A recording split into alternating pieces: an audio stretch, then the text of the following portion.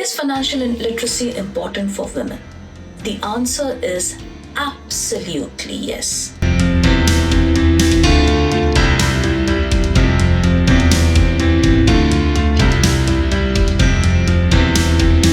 Hi, welcome to another episode of Let Us Talk. I'm Meghna Datta and I've been a banking professional for the last 21 years. During this time, I've had the opportunity to work with some of the largest banks of India on financial products and services. Our today's topic of discussion is financial literacy in Indian women. Do we need it? And gentlemen, do not switch off because you also have an important role to play in the financial literacy and independence of the women of your family. In today's day and age, we are very conscious of three kinds of health. The first being physical health, which is the health of our body. We are very sensitive to it and we take a lot of steps to ensure that we are maintaining it. Whether it's proper diet, proper exercise, or even going to the doctor from time to time. The second kind of health is mental health. We are becoming more and more aware of it and more comfortable to talk about it. We do try to take steps to ensure that there is balance in our life. The third kind of health is financial health, that is the health of our money. Unfortunately, of all these three types of health, financial health is one health that we women are not very aware or comfortable or choose not to get involved when it comes to taking financial decisions for the family. To be financially healthy, it is very important that we are financially literate. That is, we know how to manage our money. Simply put, we need to know where our money is coming from, where is it being spent, and how do we save and grow it for our future needs. Financial literacy helps us in taking informed decisions and the right decisions of how to manage our money well. There was an ad in 2021 by Paytm. It was a social experiment where a group of men and women of different ages were brought together and were asked multiple questions. The organizer says that these are yes or no questions. For every answer that you give as yes, you take a step forward, and every no answer, you take a step back. In the beginning, the questions are generic for have you learned how to ride a bicycle as a child? Or have you made breakfast for yourself and someone else? The group moves cohesively at this time, right? If your answer is a yes, step forward. If it's a no, please step back. Here goes. Ready? Did you learn how to ride a bicycle before the age of 10? Did you learn music in school? Did you take any lessons in sports? But then the questions start getting more financial in nature. Still simple, do you know the difference between mutual fund and SIP? Or have you ever paid the electricity bill yourself? Do you know the details of the financial documents you're asked to sign? Have you bought a vehicle in your own name without consulting anybody? Have you bought insurance policies unassisted? Do you watch or follow the budget? However, this time the divide starts becoming apparent.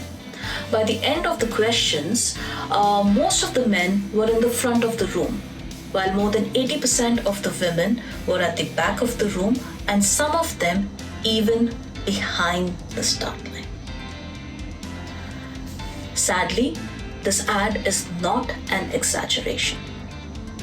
The latest RBI survey shows that only 24% of the women of India are financially literate. More than 64% of the women do not have their own bank account. And even if they do, majority of them prefer that a male member of the household manage it. Let us take a step back and see how did we reach the situation. Many of us shy away from money discussions or money management as we feel that it's very complicated, involves maths, or is boring.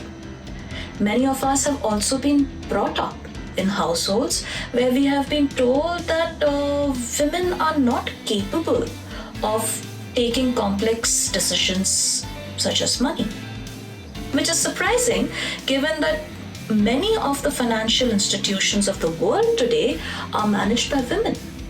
For example, Mrs. Nirmala Sitharaman, who is our finance minister, Mrs. Madhavi Puri Bunch, who is the chairperson of SEBI, and Mrs. Anshula Kant, the CEO of World Bank.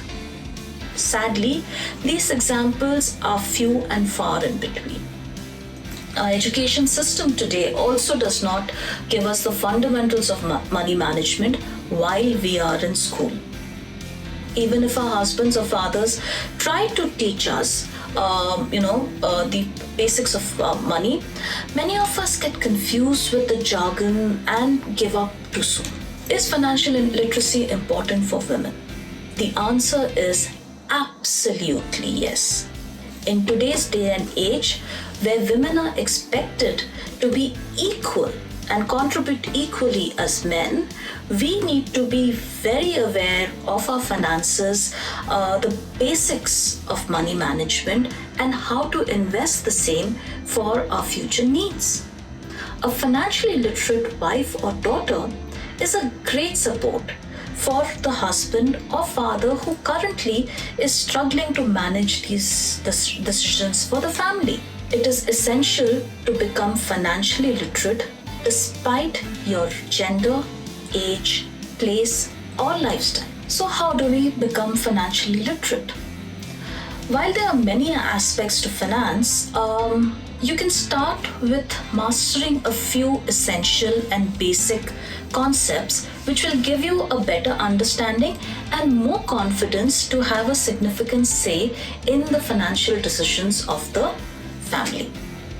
I'll put it simply in 3 steps. Step 1. Use your money. Learn how to use your bank account, whether it is to check the balances, deposit money, or even write a check.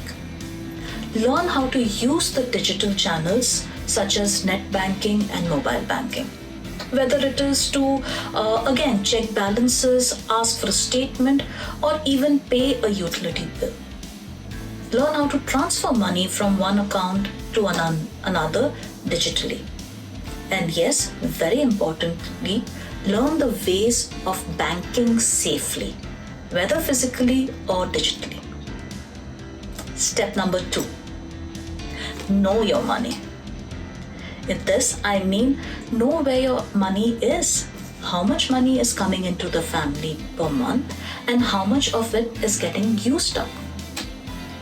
Where are your money accounts? Where is the savings being invested? Very importantly, who is the nominee on these accounts so that in case there is an unfortunate event, you are able to access this money without any problem. If your father or husband or male member has taken an insurance policy, please ensure that you know how much is the sum assured. That is, how much is the insurance that you would get in case you have to claim it, and what is the process for claiming the same. It really helps if the main financial decision maker of the family keeps a list of all of this somewhere safe for you to access in case there is a need. Step number 3, grow your money. Learn methods in which your money can be invested safely so that you have funds for emergency, holidays, future business, or further education, any future need that you have. Don't get frightened with terms and jargons. I strongly believe in Warren Buffett, one of the most successful investors of all times, in one of his sayings, which says, if you don't understand it, don't do it. Start small and slowly build as you get more and more comfortable and confident in investing. Don't worry. Research has shown time and again that women are some of the best investors out there. Maybe it's because of the fact that we are more aware and empathize more with the future and current needs of our family. Over and above family and friends, there are many ways in which you can get financial knowledge. There are multiple blogs, videos, articles on the net which you can access.